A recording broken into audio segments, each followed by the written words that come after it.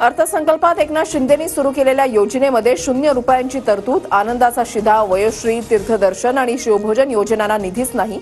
शिंदेंच्या योजना बंद केल्याचा विरोधकांचा आरोप. शिंदेंच्या योजनांना कात्री नाही तर योजना संपवल्या. वडेट्टीवार आणि राऊतांचा अजितदादा गटासह भाजपवर निशाणा, तर अद्याप पुरवण्या मागण्या बाकी असल्याचं बावनकुळेंचं उत्तर.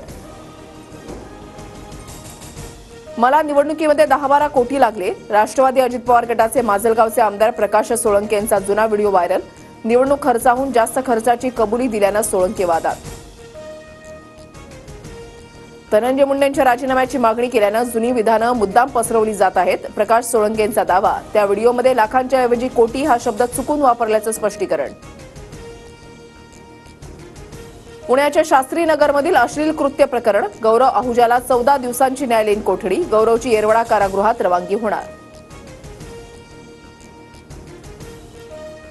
सतीश भोसले उर्फ खोक्याच्या अटकपूर्व जामिनावर बीड कोर्टामध्ये उद्या सुनावणी. मारहाण प्रकरणामध्ये जामिनासाठी खोक्याचा अर्ज. काहींना महाकुंभमधील गंगाजलनं त्रास होतो, पण रात्री 7:30 नंतरच्या पाण्यानं त्रास होत नाही. नितेश राणेंचं नाव न घेता राज ठाकरेंवर निशाणा. राज ठाकरेंनी महाकुंभातील पाण्यावरून उडवली होती खिल्ली. कसब्यातील एका भूखंडावरून रवींद्र धंगेकर शिंदे गटास प्यारे झाले. भूखंडावरून धंगेकरांच्या पत्नीविरोधात अटकेची टांगती तलवार तयार केलेली. त्या भीतीनं शिंदेंच्या शिवसेनेमध्ये पक्षप्रवेश. संजय राऊतांचा दावा.